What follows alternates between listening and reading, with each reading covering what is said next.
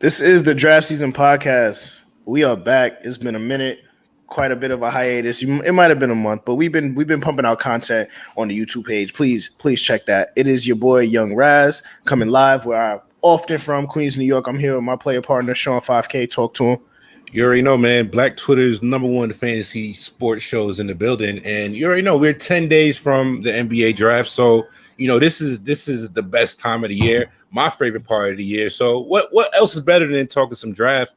So I had to bring on one of the the most hard working people on Draft Twitter right now. If you are interested in this thing that we all do love, you definitely should be giving this guy a follow and checking out the work. We do have joining us on today's show the great Tyler Metcalf. He's a draft expert for #fantasy, and he also does write for. I always butcher the T-Wolves site. Can you give us that, Tyler? Yeah, it's Canis Hoopus over at SBN.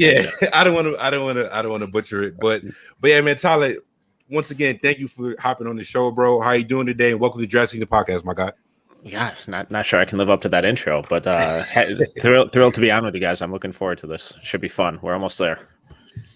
Yeah, man. And like I said, 10 days away. So it's always interesting, just to do some, macro level draft talk and just see where, we feel about this class and, some of these guys. So at least for you, Tyler, we always do start off all of our guests with a couple of these appetizers, just to get you started. So yeah, man, girl, what was your background to get you hooked on like this draft narcotic that we all do love, to go along with just your overall background and your earliest sport memories as a hoop fan? So I'm growing up, always had kind of a longer commute to school, so would always end up doing these random fantasy drafts with stepdad in the car driving to school, and just always loved the idea of team building. And growing up, I always ended up doing my own kind of big boards in the style that Chad Ford did back in the day at ESPN, and finally got around to the point of just everyone's publishing this stuff now. Let's just try and find a site. And Joey, the guy who runs #basketball, makes all my words look pretty. So it's just been fun. It's a heck of a hobby and really, really cool community most of the time on Twitter. So. Most of the time. So basketball Twitter is one of those places where you have to really be comfortable with yourself in order to continue to live there. It is a cesspool, as we like to call it on this show. Yeah, you got to really like filter the conversations and what you're reading. Otherwise, it's just like you'll end up down, paths and just discourse that you're like, how the hell did we end up in this conversation? And half the time it's just pure like toxic, and like that's really a part of the reason why like we love to get into this, just content creation, because this is really where like these best conversations are being had. Yeah. And like for me, like sometimes like I love living in the gray area, because most of the time that's where the truth is. Not too hot takey, not too low, but just living in that gray area. But yeah, for you, Tyler, what would you say was like that first draft that really got you like hooked, or the first draft that you really like sat down and was like, all right, I'm gonna get my process going for this, and really starting to learn by like trial by fire? So unfortunately, kind of grew up somewhat of a pretty big Pistons fan in my younger days, and as LeBron James was overhyped, man. He was going to be a bum. Sports Illustrated didn't know what they were talking about. Darko Milicic was the real deal. So that did not. Man. Yeah. So that was the first one where I really, really dove into it, and it didn't go well. What did you learn from that drive, bro? What did you learn? Actually watch these guys, because but you got a championship out of it real quick. It's true. So, was the first one from that class. such bullshit.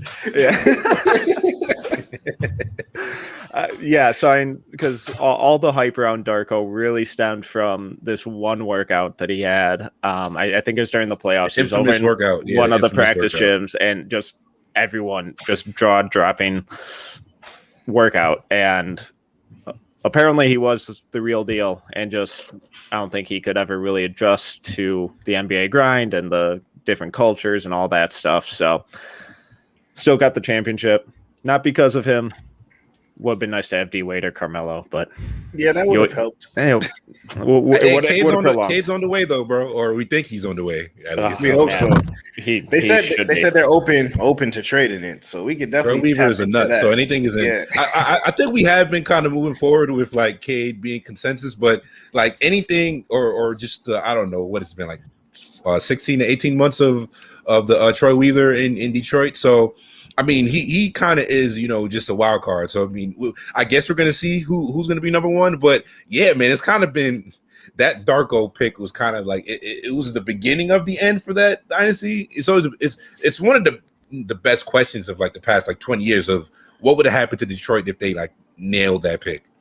I definitely think it would have prolonged things because they were in the finals the year. Even after that, they went back-to-back finals, and then guys start getting older, and Ben Wallace is looking for his big payday. Can't fault the guy for getting it. But then just kind of piece by piece, they fell off. If they have one of those young superstars, I think it prolongs things at least a little bit, or at least allows them to pivot in a more natural direction instead of trying to take these home run swings on some of these trades that just really fell apart. It's like you sit there and you look at that draft, and obviously Darko sticks out there, but like, Melo's next. You have Wade and Bosh as potential options. Which out of those three do you think would have just been a better fit with that team? Obviously, Melo comes in as the ready-made scorer. He's a bucket already. I don't think, in my eyes, other than Kevin Durant and maybe like Michael Beasley, I don't think I've seen someone who came out of college with the ability to get a bucket like that right away. And we already saw how the Beasley thing went. So it's just like, he's a bucket. Then you have Bosh, who's very versatile. And then Wade is Wade. Like, who do you think would have fit better with your squad at that point? So I think Carmelo should have been the pick there. Yeah. I love Tayshaun Prince. Huge Tayshaun Prince fan. Melo's a pretty drastic upgrade, at least in the superstar department there and scoring department. Pretty big drop off in defense, at least at the time. But that it would have given them such a different look offensively at the three. And then, Wade would have been interesting because he's a little older, a little more win now. And Bosh kind of would have fit more of that Rasheed Wallace mold. So, I don't think there was a bad pick out of those three. I think Carmelo, just with how their roster was set up, probably takes them to the, highest of highs potentially, but they chose the wrong option, unfortunately, out of the four. I don't know how we ended up in. Actually, I do know how we ended up in 2004. Pistons talk, but it's just kind of funny because this discussion is like, what is it? I guess that 3-4 tweener score first mold has kind of had a couple more, like, I guess,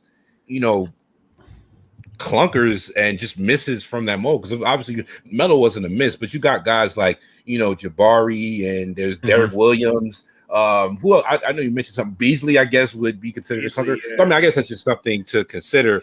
But yeah, quick little touching on the finals real quick, because I guess we are at a pretty interesting. We got to Bucks up 3-2. I go with you, but what have been your?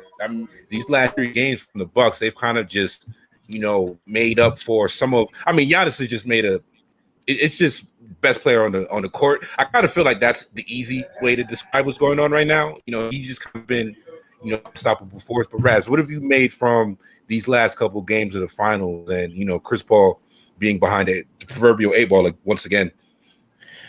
I've been on this Chris Paul roller coaster my whole life. So this is one of those things where this isn't. At this point, I'm playing with house money with Chris Paul. So this doesn't hurt me as much as all of the past failures. But the issue with the Suns have right now is they don't have an adjustment for when Ayton is in foul trouble, right? The best they play is when Ayton is on the court and when Brook Lopez is on the court. Without any Brook Lopez on the court, Giannis can play the 5, and they don't have a matchup for that.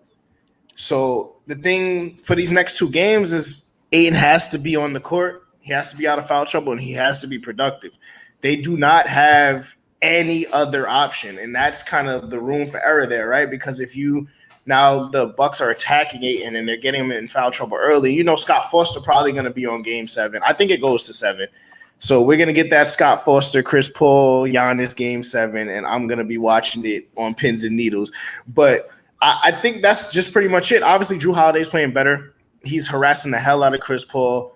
I just don't think Devin Booker, as good as he's playing, he's not enough to beat the Bucks by himself. And I think he has to get a few more people involved. Where you at with it, Tyler?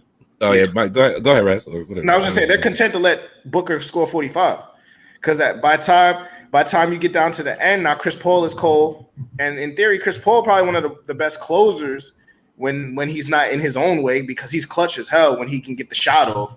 He's like that's what it comes down to. I just think Devin Booker is monopolizing a lot of those possessions right now, and even like some of the screen and rolls where Ayton can roll and get an easy dunk, if not a dunk, a kick out to somebody like Cam Johnson or one of those guys who have been automatic.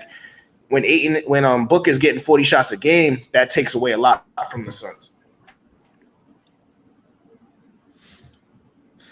Yeah, and I think that Dario Saric injury I think hurt Phoenix a lot more than people really wanted to give it credit for. And I think a really important adjustment that Milwaukee's made is that they've completely taken away the corner three from Phoenix, where those first two games, Bridges, Crowder, they were just lights out from the corners. And now they've completely taken that away. And games 1 and 2, Paul and Booker killed Milwaukee from the mid-range because of that drop coverage. But that drop coverage is also baiting them into those shots and taking away the three and really limiting the ball movement. In those first couple of games, we saw Phoenix with these awesome 5, 6, 7, 10 pass possessions where Milwaukee's rotating and chasing them all over the court, and then they're splashing a corner three. And I feel like we've completely seen that fall away, and it's all two-man game, isolation game from Phoenix, and they've really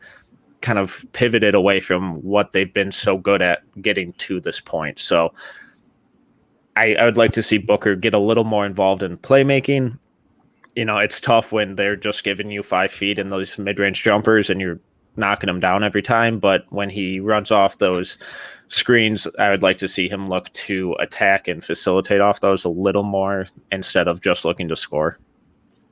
Yeah, for sure. And I feel like the point in the series where the Suns, and it goes completely with what you just said. But yeah, when Bridges, Crowder, and let's say Cam Johnson, when they all had their moments, that was when they were looking unstoppable. But yeah, man, I think we should get a pretty good series. And I think for like whatever all of the people who just follow the league nationally and the narratives that they've thrown out about this not just being a lackluster finals, for whatever it's worth, I think the basketball has been pretty compelling, even though it hasn't been close finishes down to the wire. But I think like Giannis Antetokounmpo is great, and I feel like people make a lot about him not having the bag, quote unquote. But it's just like you should be thankful he doesn't have that bag, because if he did, he's probably running off 5 or 6 straight chips. So for the sake of league parity, we should be happy that Giannis is only as good as he is now. But yeah, transferring onto or moving on to the actual NBA draft, I feel like just going at it from kind of like I said, a macro perspective, because even going on this from when we had these conversations last year, to a certain extent last year during the last cycle, a lot of people had fatigue. We talked about this, and a lot of people were just ready to get on to the next cycle. Kind of to the point where some of the individual talents in the last class got, they didn't get as much of the love that they deserved. So, just looking at it, and I think this class, obviously, if you're just talking like depth of talent, top level star talent, wings that could be really interesting with one more developmental leap, and even, like just role players. I think this draft kind of has everything that you might be looking for if your scouting department is really hitting on it. So for you, Tyler, and you, Raz, where are you guys currently at on this draft? And just in terms of finding, value from positional groups, what do you think that value is for this 2021 crop? Tyler, we'll start with you. I think it's really impressive and one of the better ones we've had in recent years. I think those top 4 are pretty much a lock and have far and away the best, like all-star, superstar potential. And then even after that, really throughout the first round, I think there are a lot of guys that can range from being really quality starters on good teams to legitimate rotation guys. So obviously not all of them are going to hit based on math and history and all that. There are going to be plenty of guys who just get phased out of the league. But I think just because you have a pick in the early 20s or something like that, it doesn't mean that there's zero value there. I think there are a lot of guys here who are either really interesting development projects or draft and stash, or just guys who can come in and contribute right away because they're an older shooting guard who does a little bit of everything on both ends of the floor. So just, I don't think you're going to get that superstar potential like in the late teens or anything. But I think there are a lot of guys throughout the first round who are going to be really legitimate long-term players. Yeah, just to piggyback off of that, just because of the fan in me and the homer in me, I usually start my draft analysis where the Knicks will be picking.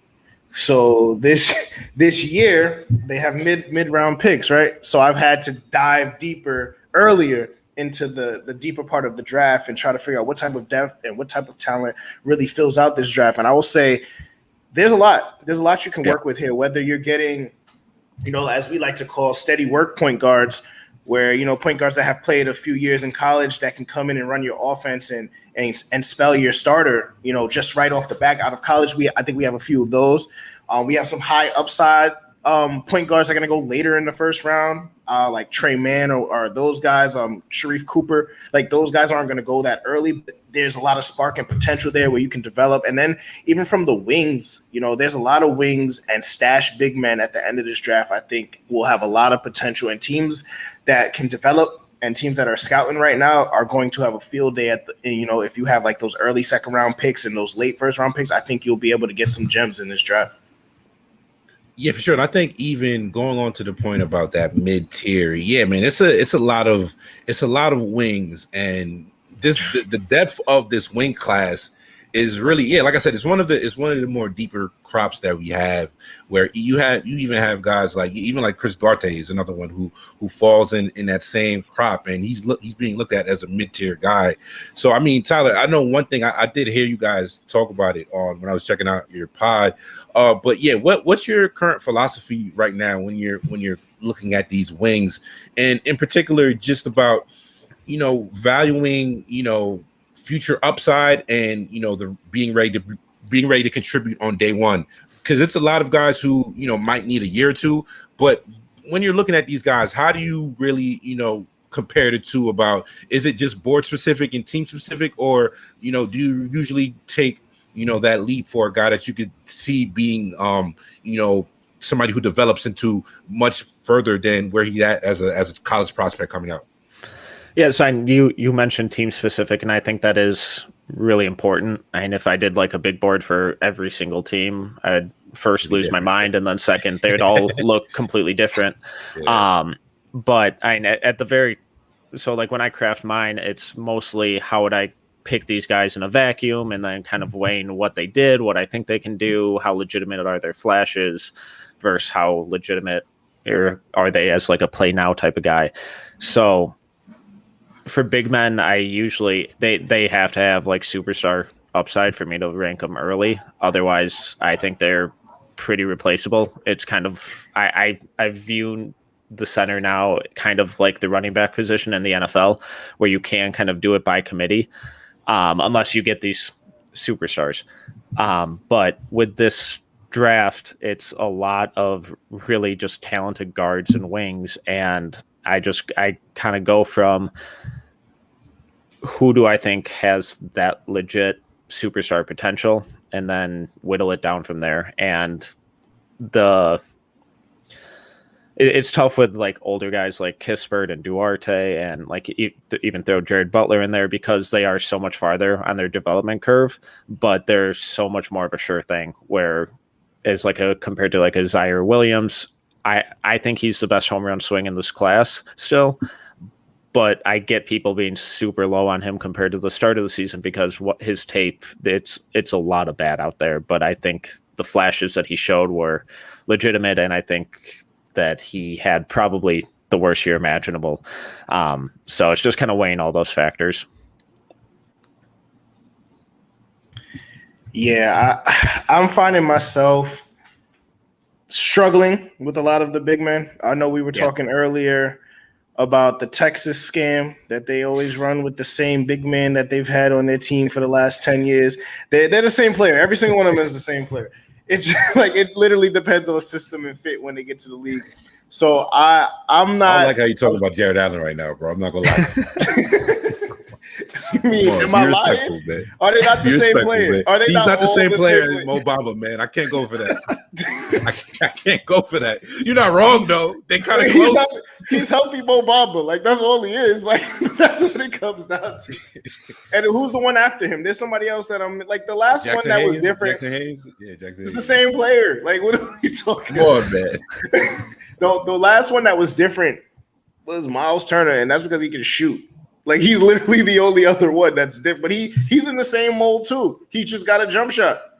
So I mean, I love Miles Turner, man. I feel like he'll get enough respect, man. He's really good on defense, man. And like you say, he can shoot. But yeah, continue though, Raz. My bad. Yeah, as I start like looking into like the second round of this draft, I start seeing players like that might fall. You know, Io's one of those guys who's looked like he's gonna be in between like anywhere between like 22 and like 35. Like he's gonna go in that range. And then you got people like Chris Duarte, who's a little bit on the older side, right? So he's one of those guys where it's like he needs to come in right now and play, and he needs to hit jump shots, and that's gonna be his calling card. He's gonna be a corner three guy. Maybe run a little bit of your offense if you're in a pinch. I wouldn't recommend it all the time, but he can be as that secondary or tertiary ball handler for you that can knock down a jump shot. I start pinpointing those guys in the later round. Somebody like Corey Kispert, I can't never pronounce his name. Yeah, he's gonna go in the mid rounds, right? Just because he's like he can shoot it like that, but he's somebody I wouldn't be surprised if you're looking up on draft day and you see him at 22. And I think he's one of those guys because this draft is that talented where people may take a chance on upside and they may forget that it's okay to draft high floor players. Mm-hmm. You know, just off the bat, like, we have a high floor player. This is what you're gonna get. If he improves, it's gravy. Because people are like they like falling in love with potential and swinging for the fences. So somebody like him he can fall and be a great value for somebody in that range. Yeah, man. I just pulled up the numbers for Zaire Williams, man. Like he shot. It's not good. According to Instat, at the rim, he shot 43%, and only on like it's such a like that particular part of his game is just something that it does leave you with that particular attribute of his game. It could end up when he actually gets strength, and that's a big maybe. That's a big maybe because if you added like consistent rim finishing to him. That could really that changes the profile. But yeah, 43% on 35 rim attempts over the season. And yeah, I don't. I think I wanted to get your read on some of these wings in this class, Tyler, because there's a bunch of these guys who are interesting. I think even like leaving outside of that top 4, top 5-ish range. So what would you make of, I think, just like player debates that we've been thinking, a lot of guys, point of contentions and just guys that, when we actually do look back at this draft in a couple of years, you're going to see these are the decisions that, scouts and evaluators have to make and where do you end up on that part of the conversation. So, I mean, my first one for you is just Scotty Barnes first, Jonathan Kuminga. These are two guys that we did speak about recently. And I know Scotty Barnes, the recent Bleacher Report, I think Wasserman did report that he might be a fit at 5 or 6 for Orlando or OKC. But where are you at on those two guys as far as Kuminga and Scotty Barnes about just like if you had to take a swing on one of those guys because of their attributes, who would you really gravitate towards? So those are two of the tougher ones I've had. Yeah, I've lost a lot of sleep over that. It's because I know all year Kuminga has been this consensus 5th guy, and when you look at his physical profile, his skill profile, it makes a lot of sense that he's this big dude who can be a primary creator and scorer, but I kind of worry about how good his actual feel for the game is. I think his ball handling is a little sloppy. His defense is all over the place where one minute he's like, oh yeah, that's a legit defender. And then the next 4 possessions, he's completely zoning out and missing rotations and ball watching and all that stuff. So I think that defense coming along is even more important for him than, say, the shooting, because I think eventually he can be effective enough attacking downhill or operating from the elbow and kind of playmaking from there, where he can still be a really good player and just be a decent shooter. Scotty Barnes, I have no idea what to do with, because he seems like the guy who's risen the most in draft Twitter or whatever, or the national eyes in the last couple weeks. And I get it. He's framed sort of like Draymond Green. That's the comp everyone gives out for him. I'm hesitant to compare him to one of the best defenders we've ever seen. We did a video on him. We said, nah, come on, throw out the Draymond stuff. I mean, it's bad comparisons, man. It's just body type and a guy known for defense. So I don't love that comp. His motor is absolutely insane. He can guard 1 through 4, maybe some small ball 5s, really good on ball defender, good footwork, really kind of creative and confident passer. His shooting's a mess. I don't think he's a very good ball handler. I think he was a mess off ball defensively, but I think that was part of the system kind of too, where they wanted him to play that free safety role, but he was roaming all over the place and losing his guy and ball watching. So I see the defensive upside. I think he could eventually be that defensive cornerstone type guy. I'm not creative or smart enough to figure out what you do with him on offense, because I don't think he's a point guard. I don't think he's good enough to play off ball as a shooter. I don't think he's good enough as a vertical spacer. So, and if you're just using him to pass out of the short roll, it seems kind of like a waste. So I understand the people who have him at 5. I personally can't get there. I still have him easily lottery, but he's one of the more perplexing people that I've in this draft, just because he's so unique. Yeah, so I'm pretty high on him, right? Yeah. I don't think, but I'm also, to my point, like I was just clowning on the Texas mole, like the Florida State wing mole is the same thing. Like it's like the same. It's like the last 5 years we've had the same player come out, right? And we just deciding which one has the better NBA upside. I do think Scotty, his willingness to shoot, leaves me to believe that there will be some room for improvement there from the line and from distance. I don't think he's going to need to become a ridiculously knockdown shooter for him to be useful in the NBA. I think if he tightens up his handle a bit, where he can either act as an orchestrator off the pick and roll or as the roll man, I think that's where he finds his niche in the NBA, where I just need him to be able to hit free throw line jump shots. I don't really need him to do anything else. Defensively, I think he's going to be able to fit in wherever on defense. I think that's somebody where you're not worried about him defensively. And I think, to your point, a part of the system had him playing free safety. I don't think he's going to be tasked with such a role at a young age in the NBA, and I think he'll play incredible on-ball defense. He already battles on the boards, and he's still probably filling out. Like, he doesn't have his adult body yet. Like, he still looks like a child, just a rather large child if we're getting into it. And I think shooting and ball handling are areas of concern. I don't think he's a bad ball handler. I think we actually just had this conversation. But I think we fall in love with a lot of the NBA wings who have handles that they shouldn't. Like we're looking at players like, Paul George and like those type of guys who have point guard handles, like they're freaks of nature. So I think if we start putting things back into perspective of like positions, I know basketball's positionless now, we'll be able to grade some of these younger guys without such a hard curve, because he's not Paul George, he's not Kevin Durant, he's not these guys. He's gonna have to get his handle better. Yes. Can he get better? Absolutely. So I think we have to he's a decent passer already. Like he has a good feel for basketball. So these are all things that you have to take, and I think that's why he's rising so much. 5 could be a little high for my blood. But if he goes between 8 and 12, I wouldn't be like, oh wow, that's a bad pick. I think that's a pretty good spot for him.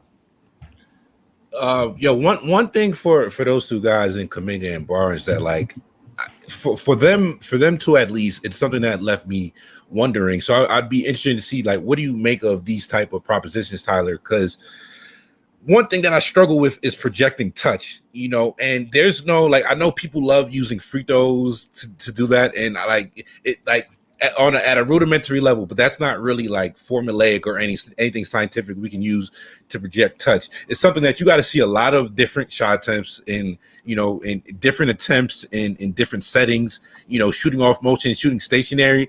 But like when we're talking about projecting touch, like considering it with these guys, like, is there anything that like you would see as like positive indicators when you're looking at guys? Because like I know one thing for Scotty Barnes, and even with Kuminga, like I said, we mentioned it before, but a lot of clinkers, and like even in that mid-range area, having a little, even though like everybody hates mid-range or the analytics are gonna like stay straight away from it if you're not elite at that shot, but even having that little like whatever it's like 8 to 10 foot push shot, like that's a very important, and it's a part of why Jokic is unstoppable. Like the Jokic equation is unstoppable because wherever he gets you on the court, his touch is literally immaculate from wherever he is, from different angles, different type of shots. So like when we're talking about these guys, like with point guards and lead initiators, it's one thing.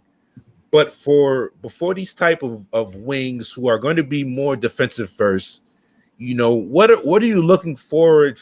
What are you looking at for them when you're saying, all right, I actually do believe this guy has a chance to get to a league average shooter by the time he's like done with his rookie contract? And that's one of the hardest things when projecting these guys too. So it's and every little thing for me is a piece of the puzzle. There are so many people out there who are just, oh, well, he's a good free throw shooter, he's going to be good. It's like, well, no, that's a little too simplistic. Or, oh, he shot 40% from three this year. It's like, okay, but he took 1 attempt per game, so he misses 2, and that plummets 10%. So it's like, it's every little thing for me. With these guys who aren't really shooting out there, like I look at mechanics a lot. I look at how. I'm not a shot doctor, so it's not literally me just staring at the screen, rewinding the same shot a dozen times. It's like, okay, what's off? So I'm like a guy like Evan Mobley, he didn't shoot it well from outside. He didn't shoot it a ton, but when he did, the mechanics looked good. It was fluid. It was consistent. He looked confident when he did it. I think confidence is a big one. I think volume's a big one. I think touch on floaters, how they look at the free throw line, if they've improved throughout their college career from high school to college from the free throw line. So when you don't get a whole lot of volume, it's a little easier with guards like Cam Thomas.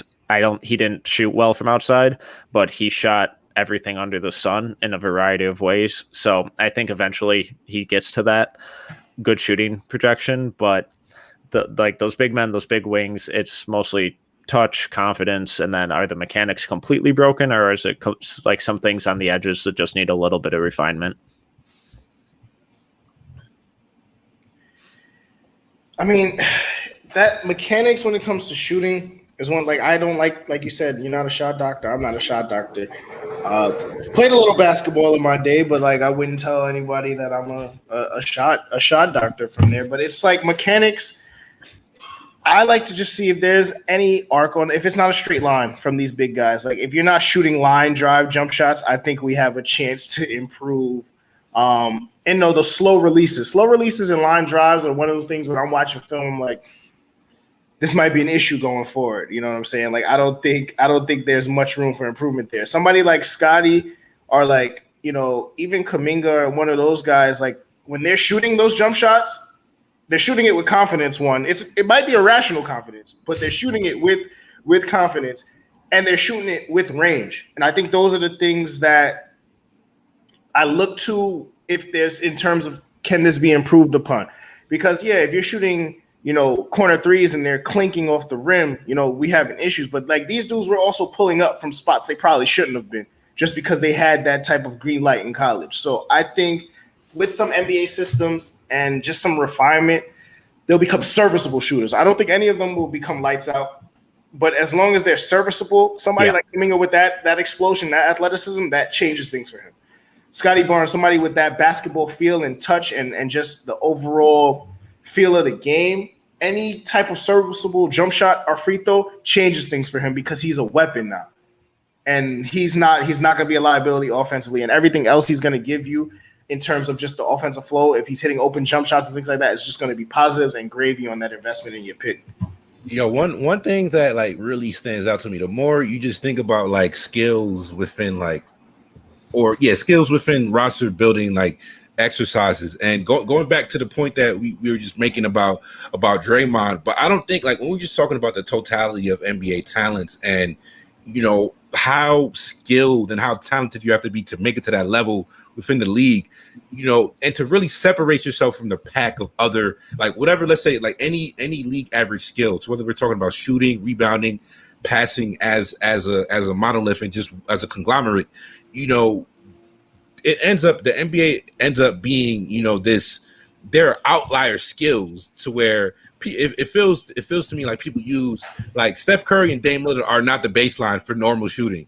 You know what I'm saying? So I think like even going the original thought had to do with Draymond Green and why he's a bad comp for anybody, because literally if you see to this day, if you see anybody try and post up Draymond Green, you're not moving him. It doesn't matter. It doesn't matter who you are. And I know one thing that really, as I've been going to my next question about just a couple guys I've been thinking about in a vacuum, but to his own right, somebody who also had just like a ridiculous amount of like core strength. And you see when he really gets into his defensive positioning and he's able to really get a good, get his extend himself. You see Davion Mitchell, like his core strength is something that is really impressive for a smaller guard, somebody who's 6'1". So, I mean, my question for you about these two guys, it would be, I know you have Moses Moody ahead of Davion, which, I love me some Moses Moody as well. I haven't finished my final big board before draft, but what went into, I believe you had Moses 6, and I don't remember where you had Davion on your last big board without pulling it up real quick. But just those two guys, what did you make of them if you had to make a decision in a vacuum for a team between those guys? Yeah, so I have a new one coming out soon, but Moses Moody at 9, Davion Mitchell at 14. So I still think both are lottery guys, and so for me, the age plays a big factor for these two guys right now, because I think Davion is going to be a guy who can contribute right away. I do think the shooting improvements are legitimate, not to the sense that he's going to be a 43% pro shooter or whatever, because that's unrealistic. Off the dribble, yeah. Yeah, but and I don't really care that the free throw percentage didn't really improve. I know it was right around 70%, but he didn't take a ton. A couple extra makes, it goes up to 70, and that whole argument's out the window. But the way, yep. Yeah, it's just a mental thing, I think, for him. And the way he was shooting, the variety of shots that he took this year compared to last year, where it's off the dribble, off of screens, pull up, step backs, it was all of it. So I think that is legitimate improvement on his end. But I also think he's pretty much near the end of his development curve. Obviously, there'll be some room because he's still a couple years away from his prime. But Moses Moody is a guy who I think is one of the smartest players in this class. And I think those guys can really take an extra leap and learn how to kind of compensate for what they're not best at. I love him as a shooter. I think he's a really smart defender.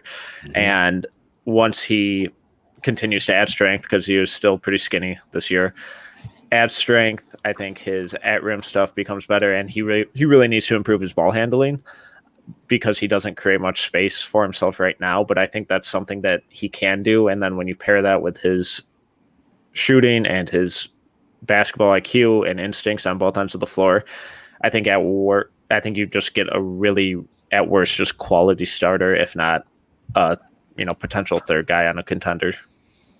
Raz, these are actually next on our breakdown. So we haven't had this conversation yet. But where are you at on Moody versus Davion Mitchell? Because like I said, I've spent a lot of time trying to figure out where I'm at for two prospects that I love. But where are you at on those two? I'm not losing any sleep on either of these comparisons. Honestly, I feel like I have them pretty even, if we're being honest. Like if you went either way and you gave me such an eloquent answer like Tyler just did, I'd be like, well, That makes sense. That makes sense to me. And if you went the other way, I'm just like, cool. Like, I'm really. It's gonna come down to, for me, honestly, a few more film sessions on them.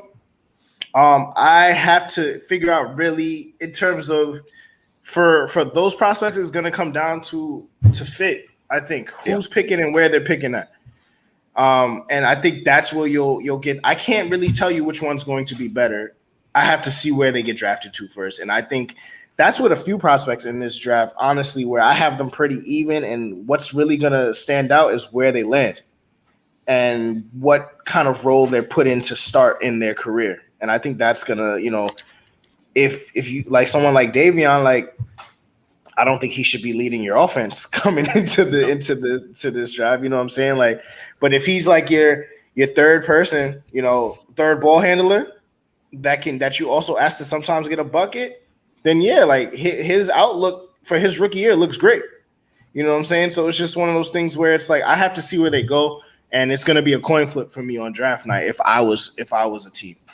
Yeah, trying to like talk through those two guys. It's pretty interesting to me because it's two different, ends of getting to offensive value. Because if Davion is going to be this hyper elite pull up shooter with a hyper elite first step, then we're talking about something. We're talking about something that's, I feel like even like a sub all-star point guard as an attainable type of reach for him. So that's super intriguing for Moses Moody. His ability to really score without the ball. Like I think that's, if we're just talking about guys who like I think his scoring ability, he might be able to get to somebody who is inching on a 20-point per game scorer in the league with a couple more developments without needing to really be a primary, which we talked about this on past episodes, but how are you going to bring value to your team when the ball isn't in your hand? And yeah, even when we talk about his defense as somebody who, his length on defense, his closeouts are something that I was really even. I did like how he closed out on, just closing out on shooters and his awareness on that. And plus, even just talking about what he did as a freshman at Arkansas on a team that. What did they make? Elite Eight, I think, off the top of my head. I think so. Something like that. But yeah. Even getting to that level in a completely different, he played in a different environment than he did at Montverde. Playing. Obviously, he played off of like Scotty Barnes and Kate Cunningham, who are two great passers in their own right. You know what I'm saying? But the ball was in his hands a lot more this year. The only thing I feel like, to see how he adds strength to his frame.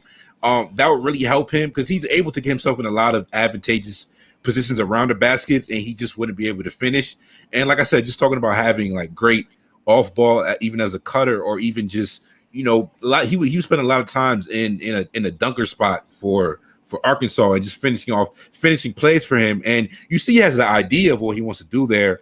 But yeah, not just finishing. But I mean, I think just going back to Davion Tyler, what's the upside here? Let's say if he hits his like 90th percentile outcome here, like what are we really talking about? Because I think even on Davion for a second, because I was super impressed by because I had seen some of his film last year, but I didn't do any deep dives until probably like a couple months ago. But I was super impressed with where his handle came and going like his change of direction.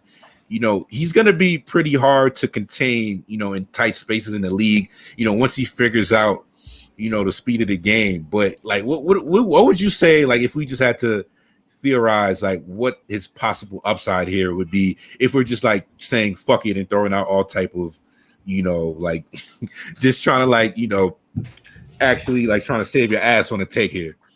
Yeah. So the best case scenario that I've kind of had on Davion for a while is like a Drew Holiday type player where he's this incredible point of attacker. He's a little smaller than Drew, but I think he might end up being a better shooter. And like you mentioned, that first step is so incredibly fast where he's blowing past anyone in the league pretty much. So I wish he was like 2 inches taller, but I think he's the best point of attack defender in this league. I think his perimeter footwork, or not this league, in the draft, I think his perimeter footwork is the best in the draft. There are so many times where he's drawing charges 25 feet away from the hoop because he's beating the guy to the spot every time and legitimately getting set, and the guy just plows through him. And it's so rare that we see defenders like that. So like a Drew Holiday-esque, Chris Dunn with a jumper, who's hopefully not getting hurt all the time. Dunn with a jumper. Imagine that.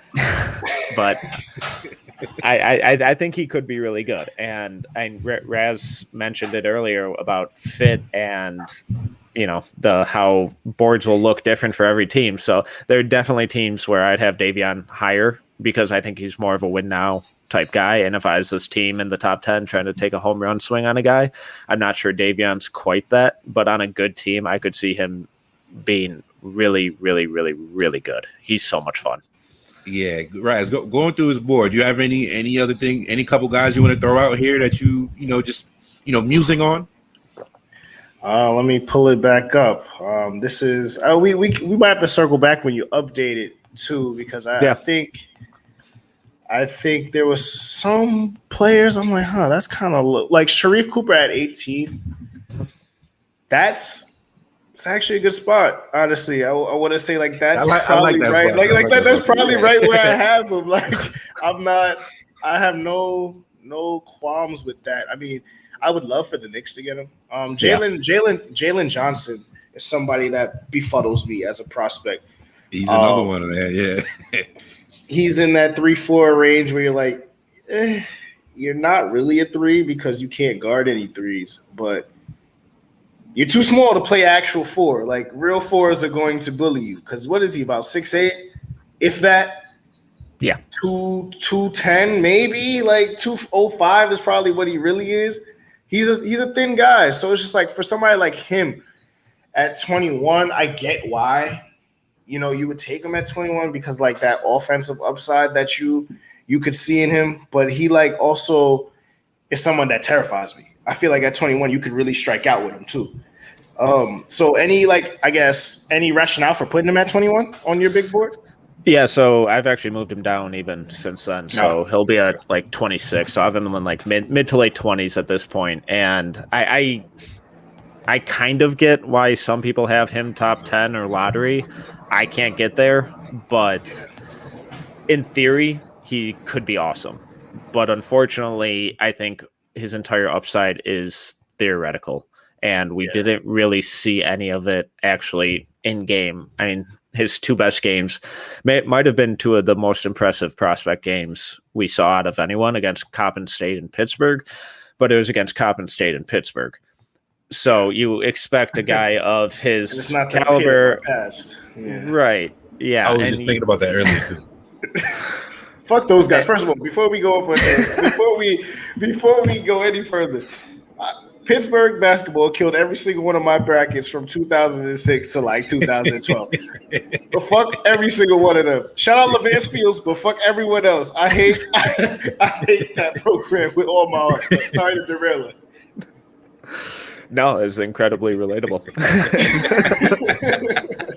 Yo, we were all there, man. Just having PTSD flashbacks. I think Pittsburgh is the reason I stopped filling out brackets, man. Like single-handedly, that I'm like, I can't do this anymore, man. Yo, fuck those guys, bro. Oh my god. Shout out the Big East. Rest in peace to the Big East. We need that back.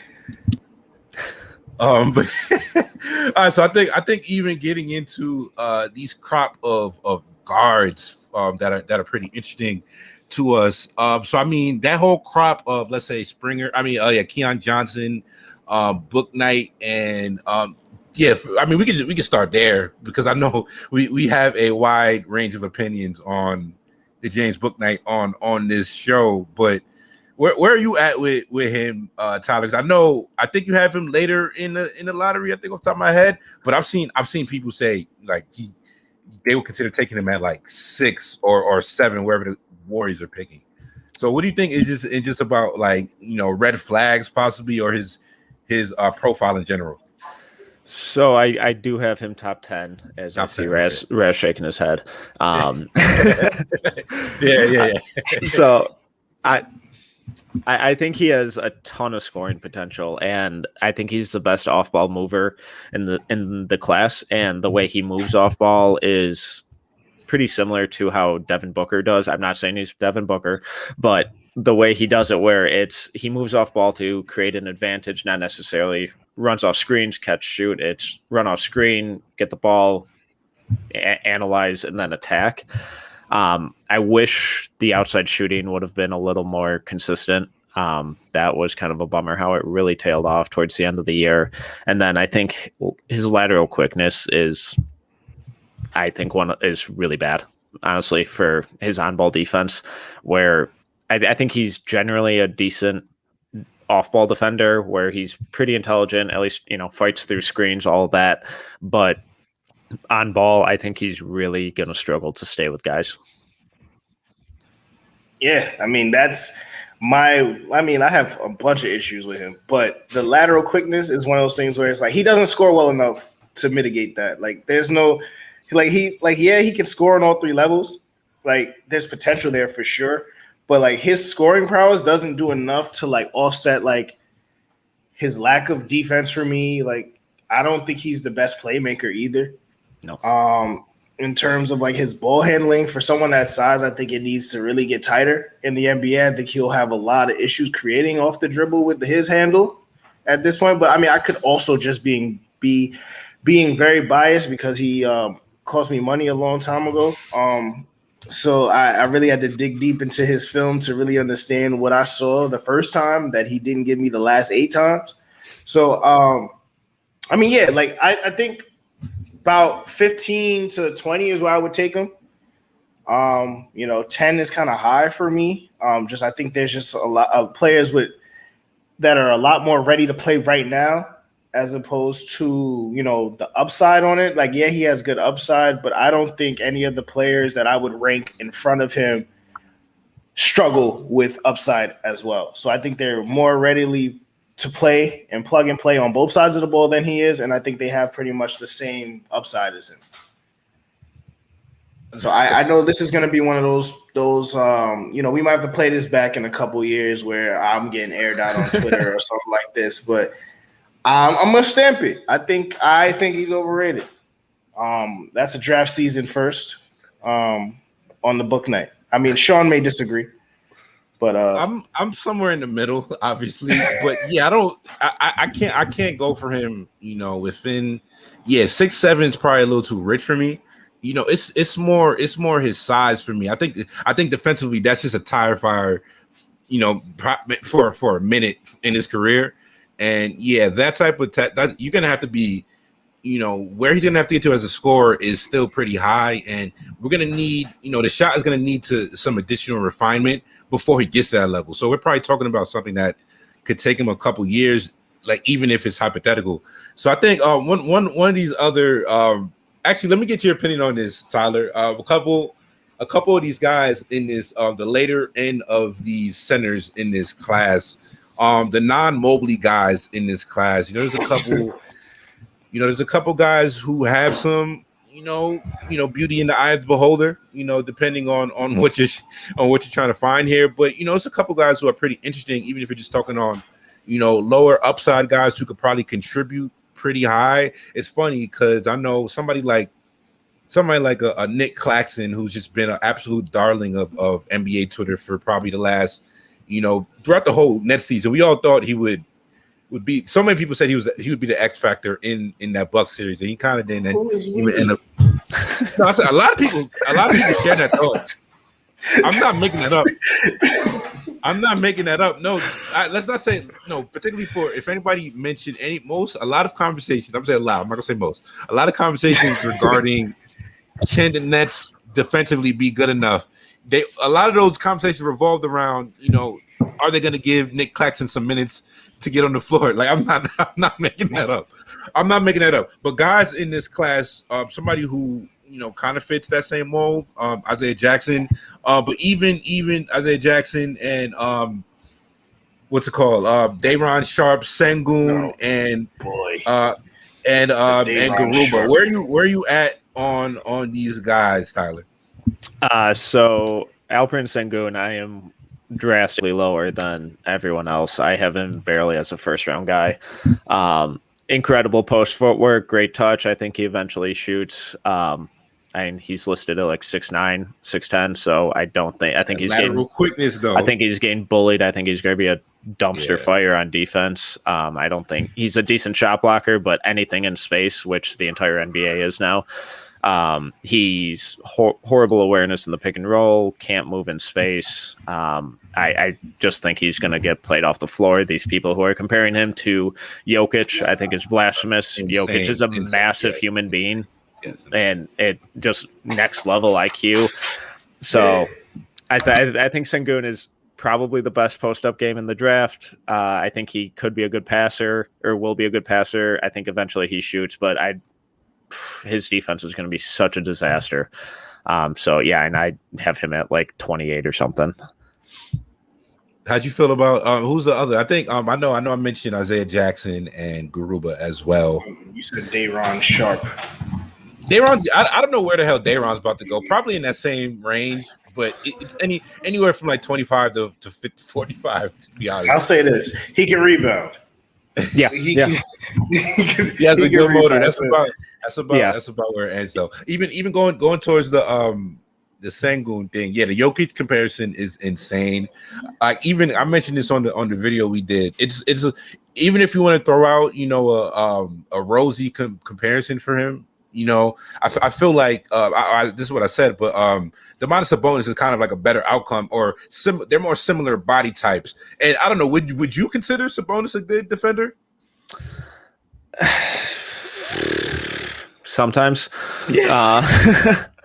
I like him defensively much better than Sengun, which is, I guess, saying something. So I won't call him good, but I don't think he's the disaster that I envision Sengun being. Yeah, that one's pretty rough for me. But like you said, it's tough for any center to really like distance yourself from that league average glut. You have to have some not only like at the top of the league skills, but kind of all time skills, because all the guys at the top of the league right now all have skills that really separate themselves all time. So I mean, Raz, do you have any final things or any final draft takes you want to throw at Tyler before? Yeah, I got two. You see the hat I'm wearing. Aaron Henry, you need to go back to school, but not Michigan State. Go transfer somewhere else. Go to fucking Oakland or one of those places. We'll see you then. And in terms of just like I want to say some of these later guards, like somebody like BJ Boston, right? He's somebody where everyone is split and torn on him. He vastly underperformed in college from the hype that he got coming into it. Is that somebody on the next level you think can find a way to carve out a role for himself? If he goes to the right place, if they're really willing to be patient with him, if someone takes him and expects him to play in the next year or two, I don't think we'll be seeing much of him. But he really has to fill out. His shooting mechanics are kind of all over the place. His defense was rough.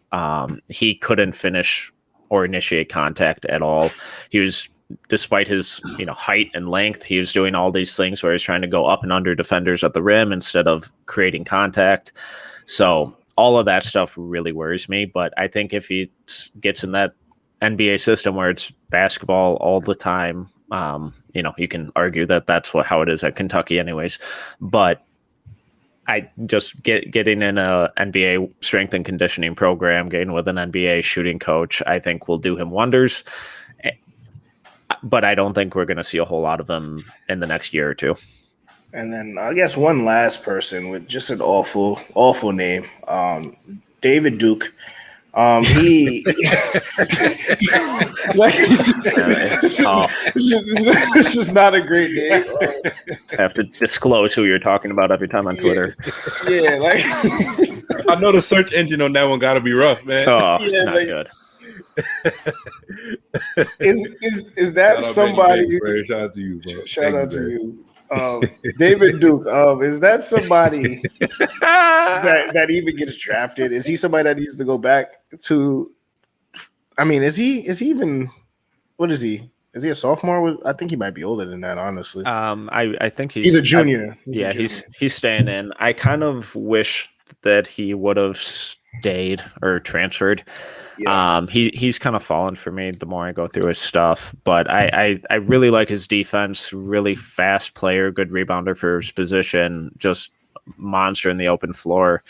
I worry about he had really good shooting numbers, but they're like little hitches in his shot that it just doesn't look smooth, and I think it's going to be more of a struggle off the bounce. So I think he needs to refine some of that stuff. But I do like him as like a second round sleeper type guy to come in, be that third guard in rotation or something like that. So I think the potential is there for him. I think he's a really smart player and has the tools to contribute, but I'm much less high on him than I was early in the season.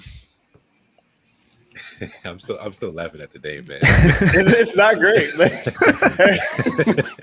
Oh man, yeah, his parents did him no. I mean, his parents did him no favors on that one.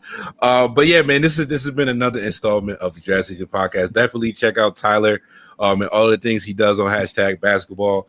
But finishing on a couple T-Wolves points just to get us out of here on this. We spent a lot of time discussing Anthony Edwards coming into last season.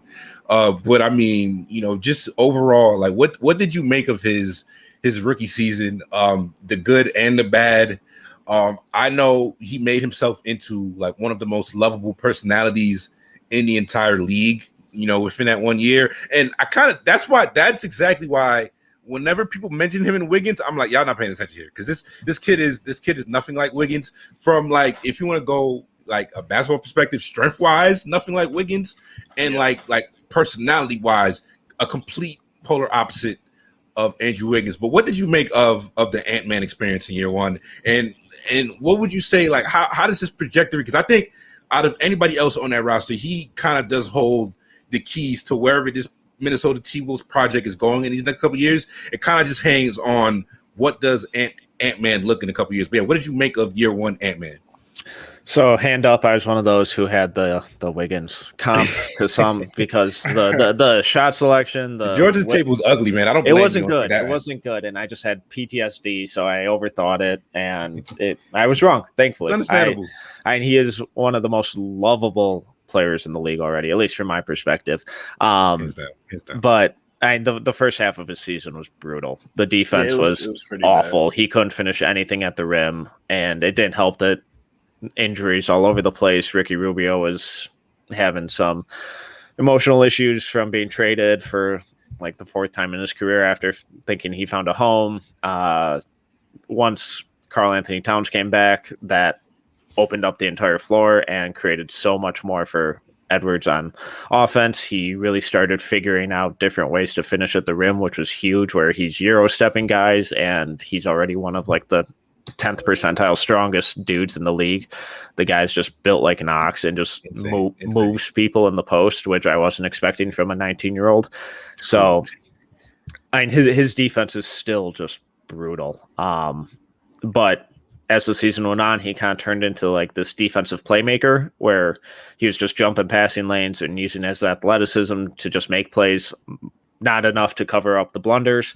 But it was okay. At least you're providing something on this end. He's really exciting. I think he has legitimate superstar upside. Just has to figure out the shooting consistency, keep progressing as that at rim finisher, and not be a total dumpster fire on defense. Right, you got anything on Ant-Man, bro? No, I like the Ant-Man. All I will say is that T-Wolves underhit this year, as I knew it would. And every other. I was laughed at earlier this year. We did a show on that. Say, it's definitely going over. I'm like, all right, well, I guess I'll be in the minority here. But look, I don't ever wish. You're running that back. I'm not taking no victory lap on Cat. Yes, that's exactly. You took a victory lap on by Christmas, bro. What are you talking about? I mean, yeah, but after sitting back and watching the team gel, quote unquote, I can see the vision. They're not going to play any defense next year either. I hope we all can agree on that. There's going to be no defense. It's a bad combination between and Manny Banks. We got a mock draft coming next Monday. We coming for you on that. But yeah, it's a bad combination of. There's a lot of cherry pick defensive guys on that end. That's a strange way to build a team. Between even I'll defend D'Lo forever, but putting him next to like Beasley and Ant also aren't good defenders. So at a certain point, it's kind of just like overkill on that. But yeah, man, get some defenders and someone say Malik Beasley is a thief. I wouldn't say it. Beasley was damn good before he got hurt last year, right? Yeah, he was shooting. Got suspended and stealing people's women and things like that. Oh yeah, in jail this summer. So yeah. Things are happening. Shout out to T-Wolves. man. Did they ever sell the team? They sold the team. T-Wolves, I don't know. Like T-Wolves, low key ended up like one of the most hot rod like NBA Twitter topics between. I don't know how we got here. But it's the truth. Like between there's a lot of people who like either rooting on them to fail or just want to see or just know a dumpster fire is coming on the other side. But I don't know, man. Yeah. Conversely, the Hornets were also another team that I don't think anybody hated. What do you call them? The JV 7:00 games? Yeah. The Hornets was on at 6 p.m. Eastern time every week, every day. JV time slot. Fuck it, I'm tuned in. And there's nothing else on. You either watching that or King of Queens or the news. So I'm just sitting there. so I'm sitting there watching the Hornets, and I mean, they have the best commentator in the game, it seems, because he brings so much energy to that team, and they're a fun team. So hopefully they'll be good at some point. I don't see it. I would like us to ship Miles Bridges to the Knicks for nothing. Kevin Knox, let's make it work. But yeah, I mean, shout out to T-Wolves. Hopefully they improve upon their season this year. I mean, do you guys have any perspective onto how you think? I was going to ask Tyler if he had any moves he would do for the offseason, and we could end on that. I don't know. It's a lot. They need some defense, But yeah. I love Jaden McDaniels. I think he was the steal of the draft. I meant to. Oh my god! I was going to ask you a question about him. Yeah, I absolutely adore him. He's incredible. He got already the best defender on the team. He got 3 votes for all rookie, which was absurd. Got robbed for all rookie, man. He was definitely one of the two-way best rookies in the league last year. I understand why people stopped watching though. So for sure. But from the second they started giving him minutes, you could tell from early he was making a great defensive impact. And I think when we talk about guys like I guess Zaire is one of them who because Jaden didn't get much respect for his defensive prowess. So if you're talking about one of those wing guys who he came out and just showed a lot of defensive awareness and proclivity that people didn't expect in his actual projection. But yeah, man, I think that could wrap it up for here, man. This has been a great episode. Once again, Tyler, let the people know any draft content you got coming in these last week and where they could check you out and any content you got going on, man. New draft guide should be coming before the draft at some point, so sometime in the next week. Just finished writing Kai Jones scouting report. Just going to try and crank as many of those out as possible up until the draft. But yeah, just everything goes out on #basketball.com. All my Timberwolves stuff over at canishoopers.com. I tweet everything out at tmetcalf11. Yeah, that's probably the easiest. Yeah, man. Thank you for coming on, man. We definitely got to bring you back on here another time in the future to get into some more draft talk. Raz, take us out of here, bro. Another great episode down in the books. This is the Draft Season Podcast. We will be back all this week, all next week with draft quick hitter player profiles. We got a mock draft, like we said earlier, coming through. It is officially draft season. Check us for that fantasy football content that will be popping up soon too. It's great to be back, Tyler. Thank you again. This is your boy Young Raz signing off.